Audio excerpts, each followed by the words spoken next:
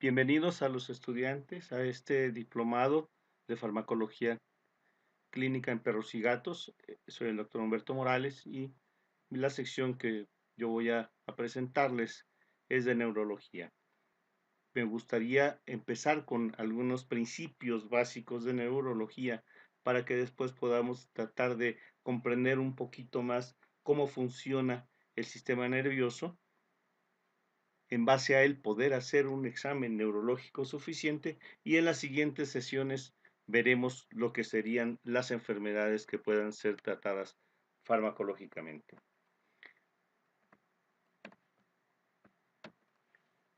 Vamos a hablar primero de las propiedades de la neurona. Las células del organismo tienen capacidades particulares, muy particulares cada una. Por ejemplo, las de la respiración, en captar oxígeno, en transportar el glóbulo rojo. Bueno, la neurona tiene dos capacidades importantes: la irritabilidad y la conductividad. Bien, todo esto lo hace a través de una membrana. Recordemos este modelo de la membrana, que se comporta como un líquido y que tiene sus fosfolípidos aquí anotados, doble capa de fosfolípidos, unas proteínas que en algunos casos atraviesan completamente esta membrana bilipídica, y entonces algunas de ellas van a tener poros o van a tener algunos conductos por los cuales vamos a tener ventanas. Estas pequeñas cadenas de fosfolípidos que van a traernos glucosaminas, de estas cadenitas de azúcares. Estos son azúcares, los fosfolípidos son estos, la parte lipídica al centro. Bueno, sabemos que a través de esa membrana vamos a transportar todo lo que necesitamos tener en el interior. Para fines neurológicos, sabemos que la membrana interior es negativa, tiene menos 90 milivoltios. ¿Cómo se hace? ¿Cómo logra hacerse eso? Bueno, la parte interna tiene proteínas que van a tener una carga negativa, y así como vemos en esta imagen, en donde nosotros tendremos las cargas de una pila o de una batería, negativa de un lado y positiva del otro. Esto nos hace la capacidad de tener una carga eléctrica. A esto le llamamos carga eléctrica o membrana en reposo. Está lista para generar, igual que la batería, cualquier cosa. Bueno, las células musculares trabajan así, en contractibilidad, las de la secreción trabajan de la misma manera. Bueno, la neurona va a trabajar con esa carga negativa o esa, regresamos nuevamente, esa negatividad de menos 90 milivolts. Recuerden, principalmente por la carga de proteínas. Bueno, y vamos a necesitar tener un gradiente de concentración que es mucho más grande en el exterior por el sodio y mucho más grande en el interior por el potasio. Tenemos más potasio interno, más sodio externo. La suma de estos dos es casi idéntica. ¿Qué quiere decir? Que se igualan las cargas, pero debido a una bomba de sodio-potasio que en cada movimiento está introduciendo dos potasios y sacando tres sodios, vamos a tener mayor concentración de estos iones. Recuerden que ambos son positivos, tanto el sodio como el potasio. ¿Qué es lo que sucede cuando se despolariza? Una vez que llega un impulso eléctrico, un estímulo, disculpen, este estímulo, que puede ser mecánico, puede ser químico, va a provocar que se abran los canales de sodio. Estos canales de sodio, como vemos en reposo, están cerrados. Tenemos nuestros menos 90 milivoltios y una vez que llega el estímulo, se van a abrir. El efecto va a ser que el sodio, que en el exterior está muy concentrado, va a atravesar este canal, va a tratar de igualar sus cantidades de sodio en ambos lados de la membrana. A esto se llama difusión. Pero el resultado final es que entra una carga positiva y esto va a hacer que la membrana se despolarice, o sea, pierda su polaridad negativa al grado de alcanzar una polaridad positiva. Inmediatamente después se cierra este canal de sodio.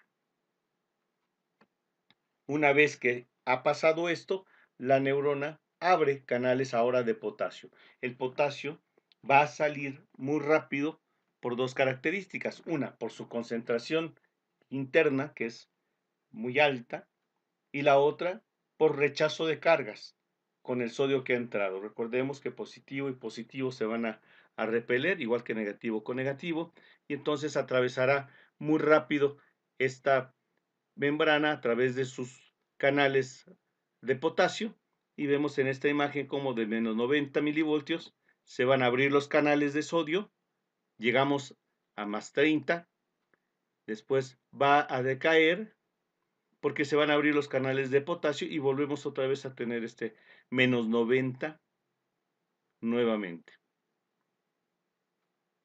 Volvemos aquí a la línea basal, nada más que recuerden que ahora vamos a tener una cargas iguales de sodio y potasio. El sodio ahora va a estar adentro de la neurona en mayor cantidad y el potasio en mayor cantidad afuera. ¿Quién regresa nuevamente a su carga y a sus posiciones? Estos nuevamente la bomba de sodio-potasio. Y aquí es donde nosotros terminamos todo lo que se llama un impulso eléctrico. Este impulso eléctrico va a empezar a pasar a través del axón y va a llegar hasta nuestro punto terminal, hasta el botón terminal de mi axón. Esa es la segunda situación. Este impulso eléctrico, este estímulo que ya se creó, ahora va a ser transportado a través de la misma neurona hasta el final. Recordemos que hay una ley de la transmisión unidireccional del impulso eléctrico. Vemos que el impulso eléctrico va a llegar a través del cuerpo o de las dendritas, va a ser transportado a través del axón y va a terminar en el botón terminal, precisamente, para poder transportar ese impulso eléctrico a la siguiente neurona. Para esto va a requerir de los mediadores químicos. El 97% de la transmisión del impulso eléctrico se hace a través de estos mediadores químicos, que son sustancias que van a estar acumuladas en el botón terminal y van a ser expulsadas hacia la zanja sináptica y van a ser recibidos por la membrana postsináptica con receptores específicos para cada mediador químico. Así es como se transmite el impulso eléctrico de neurona a neurona en una dirección unidireccional. De los mediadores químicos tenemos excitadores e inhibidores. Recordemos de los excitadores, acetilcolina, principalmente en el sistema nervioso periférico, pero glutamato es el principal neurotransmisor excitador en el sistema nervioso central, junto con la dopamina y la noradrenalina.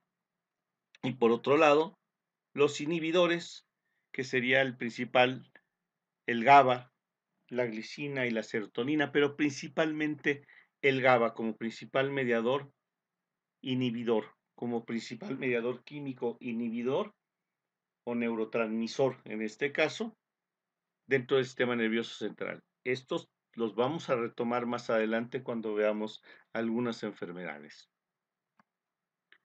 Bien, recordando entonces la ley de la transmisión unidireccional, esta es la razón por la que el impulso eléctrico viajará de una neurona a otra en un solo sentido. Este es el principio por el cual nosotros tenemos en neurología como unidad funcional el arco reflejo. Nuestra unidad anatómica es la neurona, pero la unidad funcional es el arco reflejo.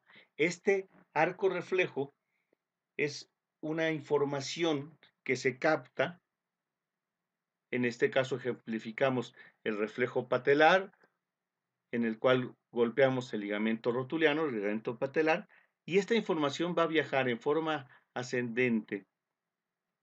Llegará a las astas dorsales de la médula espinal y regresará después como una información motriz. Aquí llega información sensitiva, hace sinapsis con una neurona efectora en este caso, o motora, en este caso muy particular, y vamos a llegar al músculo del bíceps femoral, que este se va a contraer y el resultado va a ser que se va a extender la rodilla, a extender el miembro. Todo eso se hace solamente porque no puede una neurona llevar información y llevarla de regreso. Tiene que ser a través de un arco reflejo porque esta información viaja en un solo sentido. Tiene que regresar en un mismo sentido. Por eso se necesita el arco reflejo. Yo siempre digo en mis pláticas, es un corre, ve y dile, y corre, ve y haz. Una cosa es informarle al sistema nervioso central y otra cosa es lo que el sistema nervioso central va a llevar de respuesta. Bien, el arco reflejo entonces necesita principalmente un captador o un ceptor de un estímulo. En este caso es el receptor que va a recibir información de dolor, de presión, de tacto, de temperatura y de posición. Estos receptores llevarán información vía ascendente a través de una neurona sensitiva. Va a ser sinapsis, ya sea directa o indirectamente, a través de una neurona que llamamos internuncial o intermedia, a veces directa, y le va a llevar información a la médula espinal. De aquí viajará hacia la neurona efectora esta información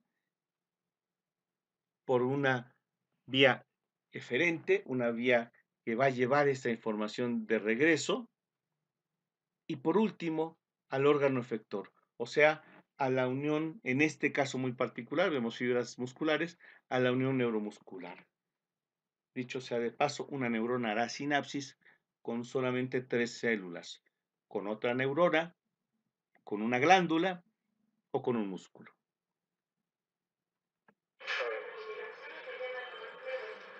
Vemos aquí un estímulo que no se da con respuesta.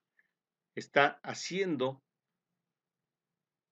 los reflejos miotácticos, incluso el doloroso, y no hay una respuesta. No jala la patita, llamémoslo así. A esto le llamamos signo de neurona motora baja. No hay una respuesta motora, es simplemente en alguna parte de ese arco reflejo se ha perdido la información. Lo vamos a repetir. Si hubiera la información, tendríamos nosotros la posibilidad de ver cómo tenemos el reflejo de extender la rodilla, reflejo patelar. En este otro caso estamos haciendo el reflejo del dolor profundo, donde también debería de haber una flexión.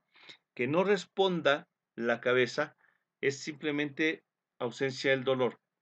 El que no jale la pata quiere decir que no se ha forjado el arco reflejo. En alguna parte de los puntos que vimos anteriormente, voy a regresar la transparencia, en algún lugar de estos se ha perdido la información. ¿Qué quiere decir?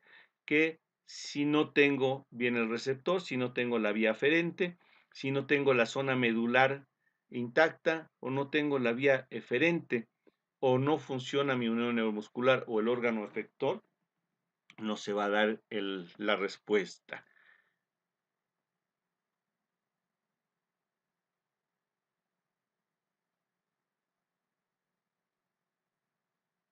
A esto le llamamos signo de neurona motora baja. Cuando la respuesta que yo espero del arco reflejo, del reflejo miotáctico o reflejo espinal, también se llama así, y esta no se da, el signo es de neurona motora baja. La neurona que va hacia el músculo no responde por alguna parte del arco reflejo.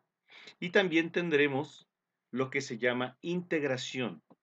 Recordemos que el que jale la patita es solamente un arco reflejo.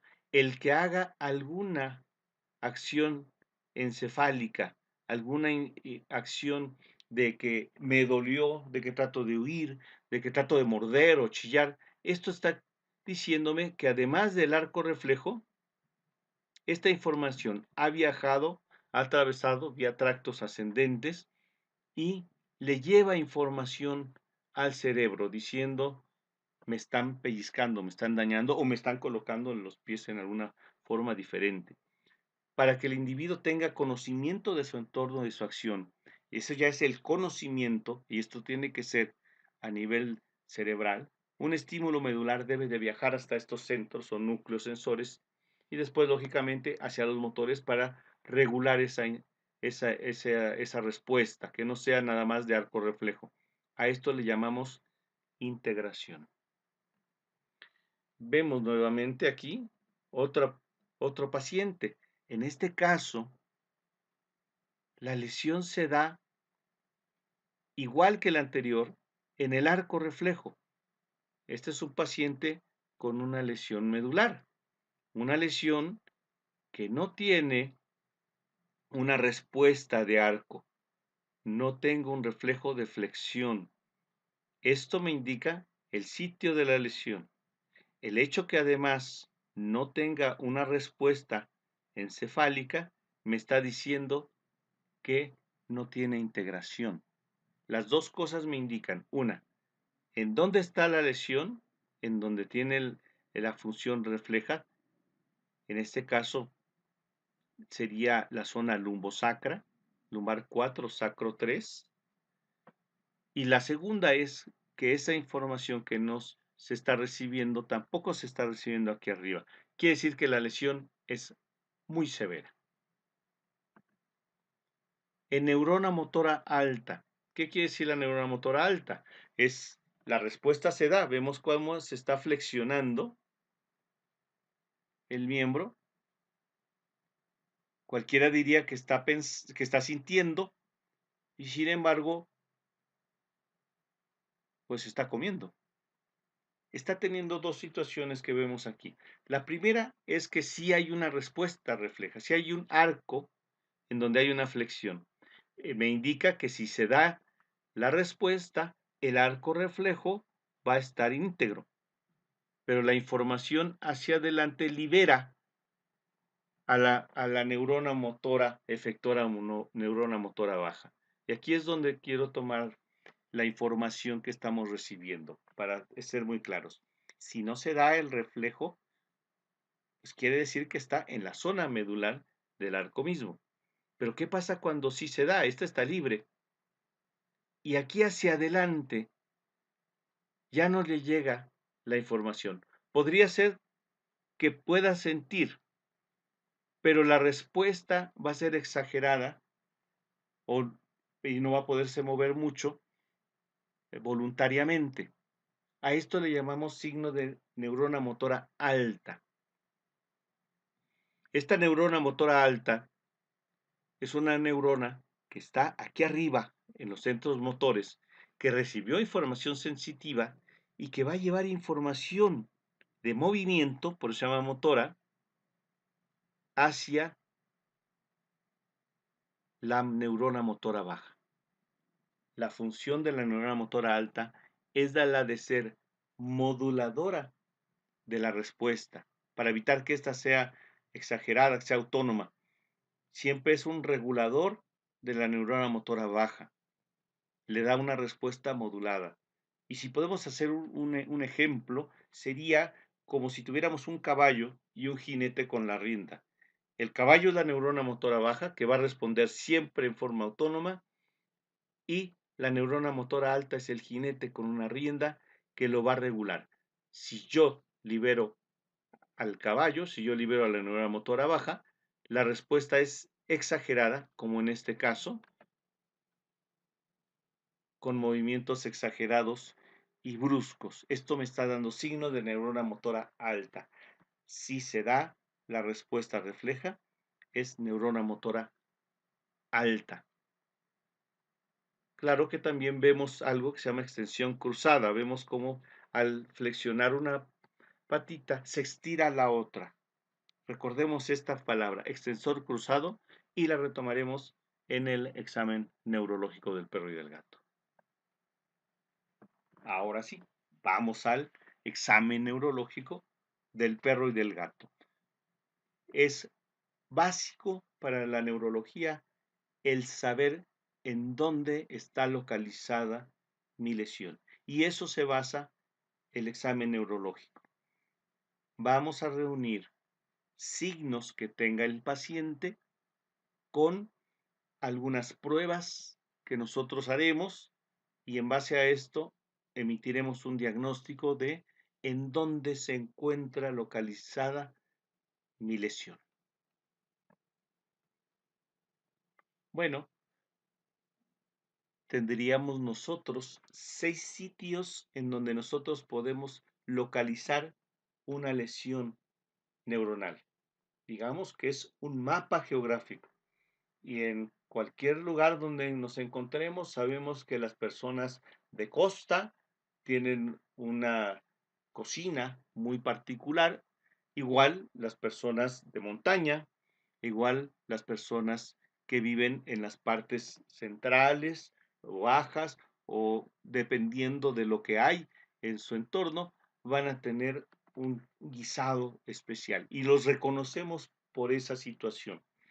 Así que también, de la misma manera, nosotros vamos a tener 6 sitios que nosotros vamos a identificar como sitios de lesión que van a tener características particulares y que las van a diferenciar de los otros 5 para poder decidir si mi problema se encuentra, primero, en el cerebro anterior, 2, en el tallo cerebral, 3 en el cerebelo, 4 en la médula espinal, 5 en el nervio periférico y 6 en la unión neuromuscular.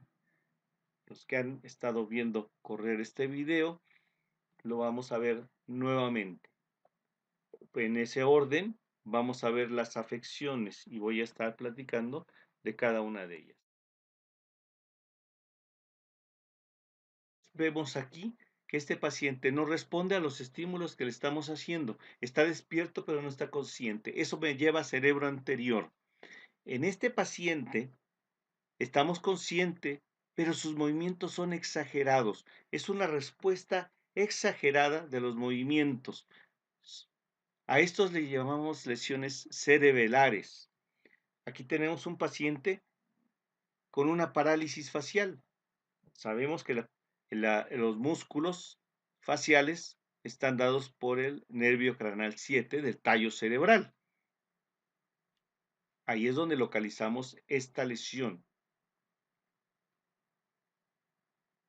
Vemos una flacidez. Ahora es un paciente Teckel en donde sus miembros pélvicos no están respondiendo. Sabemos que la médula espinal estará afectada porque a partir de donde se lesione hacia atrás vamos a tener las afecciones. En el nervio periférico, este es un caso de una monoparesis, monoplejía, en donde tenemos un solo miembro que no está funcionando. Y cuando hablemos de uniones neuromusculares, hablaremos de toda la unión en el nervio y el músculo. Lógicamente, en este caso muy particular, el paciente no tiene la posibilidad de levantarse, quiere hacerlo y lo único que mueve es la colita. Me está diciendo, no tengo una fuerza. Y esto es como si viéramos unos platinos. La unión neuromuscular solamente se da o con exageración del tono o con disminución del tono y de la fuerza. Bien, vamos a saber nosotros que tenemos que hacer un diagnóstico diferencial también. Tengo que diferenciar entre una enfermedad que se presenta en forma aguda o una enfermedad que se presenta en forma crónica. Por ejemplo, aquí tendremos una resonancia magnética en donde tenemos los núcleos pulposos ricos en agua y vemos la ausencia de un núcleo pulposo. Vemos que aquí tenemos una pequeña comba que está presionando a la médula espinal. Sabemos que se extruyó un disco. Sabemos que tenemos una enfermedad de disco Hansen 1. Y aquí tenemos definitivamente un traumatismo. Las dos enfermedades, por el sitio en donde se dan, que es toracolumbar, van a tener exactamente la misma presentación. Aguda, inmediata, como en este caso. Son traumáticas, pero de causa diferente. Por eso tenemos que hacer un diagnóstico diferencial. El examen neurológico me va a decir 3 cosas o me va a contestar a 3 grandes preguntas. Primero, ¿mi problema es neurológico? ¿Tengo realmente un problema neurológico o es un problema ortopédico? Un buen ejemplo sería un Rottweiler con una displasia de cadera, va a tener debilidad, dificultad para caminar, incluso dolor para caminar con sus miembros pélvicos, y también lo puedo confundir con una inestabilidad lumbosacra, que también se da en la misma raza. Lo primero que tengo que saber es si existe o no un problema neurológico. Luego, ¿en dónde se localiza? En este caso muy particular, sabríamos que la zona sería lumbosacra.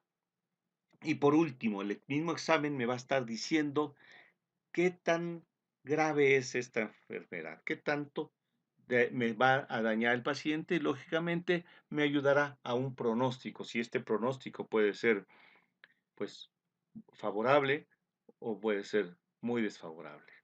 Bien, lo primero que hacemos cuando vemos a un paciente neurológico será el estado mental. Recordemos el primer gatito que estaba despierto pero no consciente. Los estados mentales de los pacientes son alerta y responsivo, o sea, respondiendo a estímulos externos o a su medio ambiente, delirante, un paciente con una exageración de sus respuestas o simplemente está en ausencia, muy excitado, en depresión, depresión que puede ser confundida con un paciente politraumatizado, en donde tengamos una depresión general, pero también podríamos hablar de una depresión neuronal. El gato nuevamente que vimos en la primera eh, video, nosotros veíamos que estaba en ausencia, estaba en depresión cerebral. Por último, estupor es un paciente que va a estar dormido y que solamente va a responder a estímulos dolorosos, y comatoso no va a responder ni a estímulos dolorosos. Bien, vamos a ver un paciente delirante. Voy a subirle un poco al volumen, escúchenlo.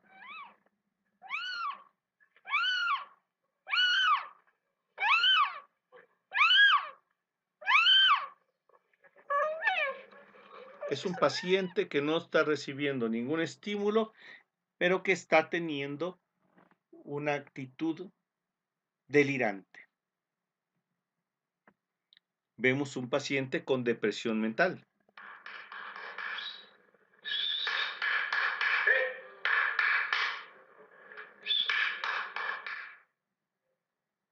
El paciente no responde, no nos está contestando, no está viendo su entorno, simplemente está en su propio mundo, está en ausencia.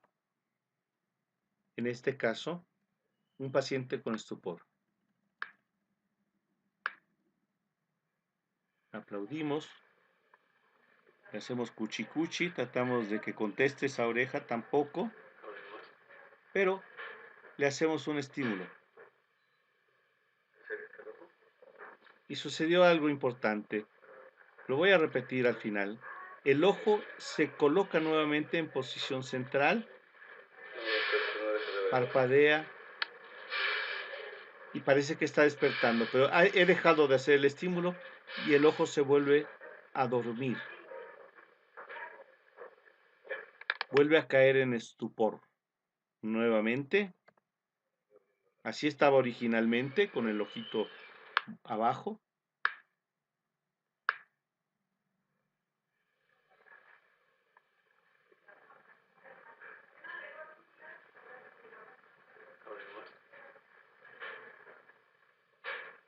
Ahora con el estímulo está tratando de despertar. Si lo hiciera yo más exagerado, incluso podría chillar.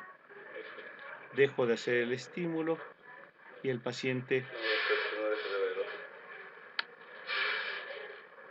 vuelve a dormirse.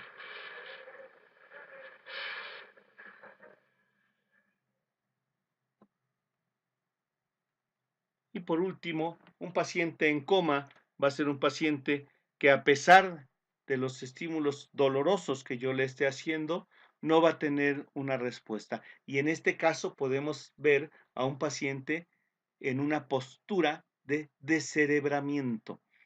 En esta postura de descerebramiento vamos a tener una rigidez completa de los miembros. Los vemos como están completamente rígidos y están respondiendo de forma autónoma sin que tengamos nada de respuesta cerebral.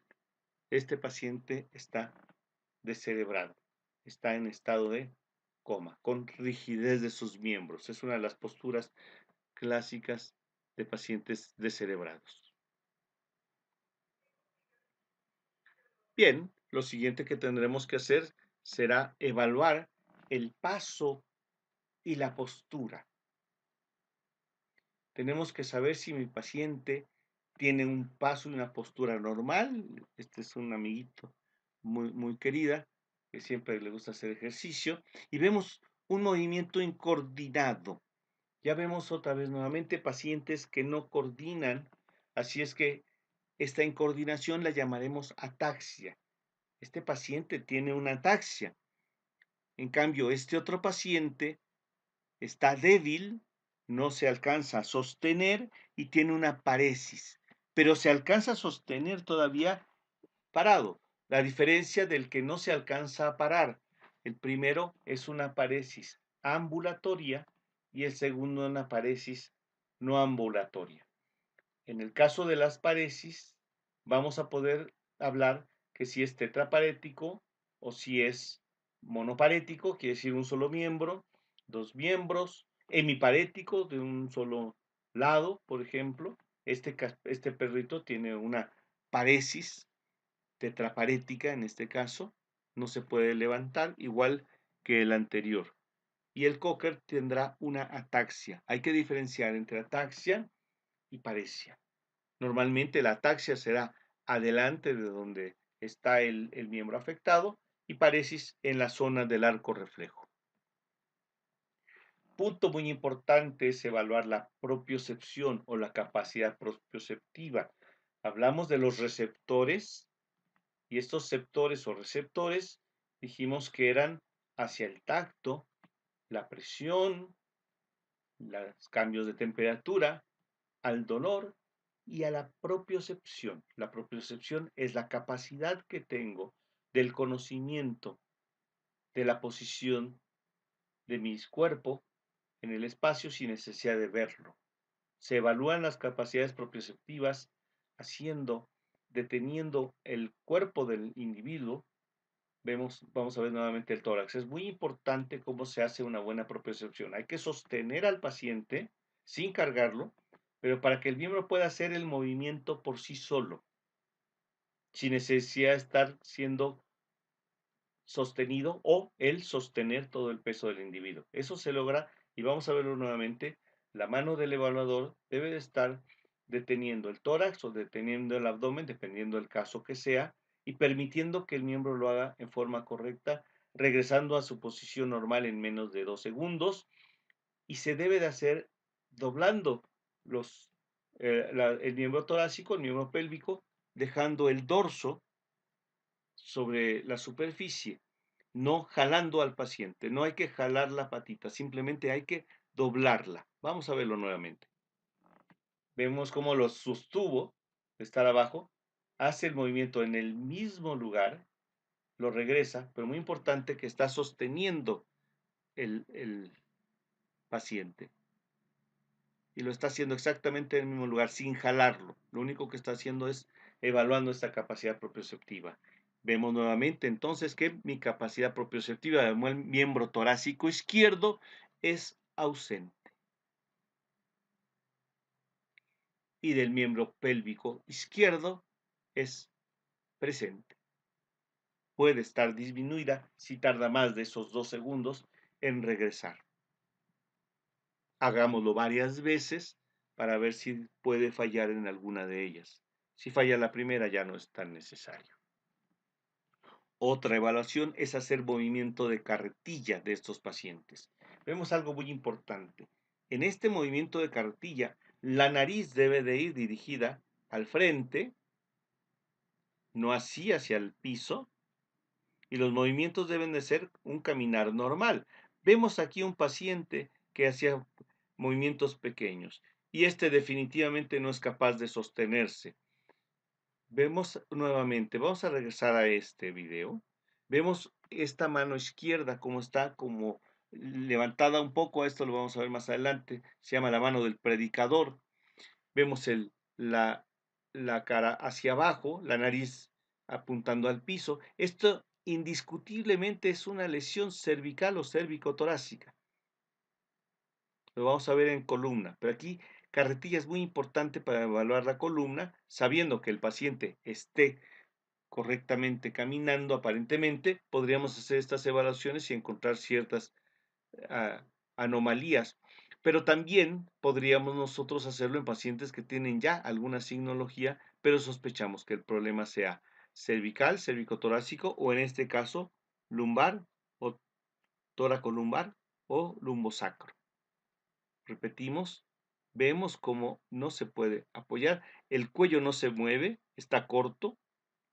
Esto me está indicando que no tiene capacidad de moverse. Y el levantar la mano del predicador, es dolor, dolor o radiculopatía, vamos a ver más adelante.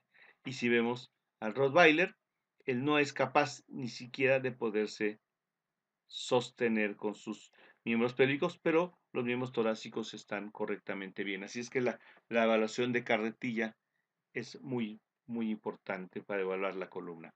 Y vemos el hemisalto. No estoy haciendo el ejemplo, normalmente se levanta el miembro de torácico y pélvico del mismo lado y se hace caminar al paciente para tratar de que él haga un movimiento normal de apoyo. Quiero decirles que el hemisalto se hace más en pacientes gatos, por ejemplo, perros pequeños, que hacerlo en pacientes muy grandes, es mucho más difícil. Aquí estamos ejemplificando una hemiparesis. Vemos que el paciente no coordina bien su miembro torácico izquierdo, tiene déficit propioceptivo y el mismo miembro pélvico del mismo lado. Regresamos y vemos nuevamente. El paciente está sentado, le ayudan a levantarse y vemos una déficit propioceptivos, torácico y pélvicos izquierdos. Está hemiparético, pero no da la imagen de que le duela. Aquí es muy importante, recordemos el Cocker anterior, con esos movimientos cortitos, con una incapacidad de moverse, y aquí un schnauzer que tiene mucho interés en oler el piso, que lo jalan incluso del cuello y que no le está doliendo. En este caso tenemos una mielopatía, o sea que la médula espinal es la que tiene alguna lesión, o tal vez en el cerebro, pero sí ya me está diciendo que ya no es la raíz nerviosa, ya no hay dolor en esto. Vamos a dejar seguir corriendo para ver cómo él de repente ante cualquier estímulo externo que le llamen, va a levantar la cabeza, va a voltear, levantar las orejas, lo cual quiere decir que no le está doliendo. Ahí. Él cree que se está moviendo bien, pero en realidad le está alterando del mismo lado. Estamos pensando siempre que es de un solo lado, normalmente que tuviésemos un accidente vascular. Recordando que las venas son derechas e izquierdas, pues lógicamente es del lado izquierdo. Vemos a las personas con alguna infarto, una embolia, y tendrán siempre déficit ipsilaterales, que quiere decir del mismo lado, derecho o izquierdo. Y bueno, también haremos que el paciente se coloque en un solo pie para tratar de evaluarlo. En este caso, nuevamente, no lo hacemos en pacientes grandes normalmente.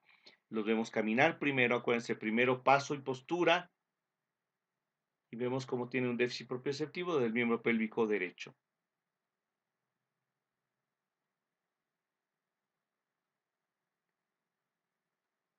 Aquí es muy difícil sostenerlo, pero si vemos, lo levantaron, hicieron la propiocepción y este es ausente, tenemos una monoparesis. Y después haremos las evaluaciones de dolor, de flexión. Primero haremos todos los reflejos y el último lo haremos el del dolor. Tenemos buena flexión y además tenemos buena sensibilidad.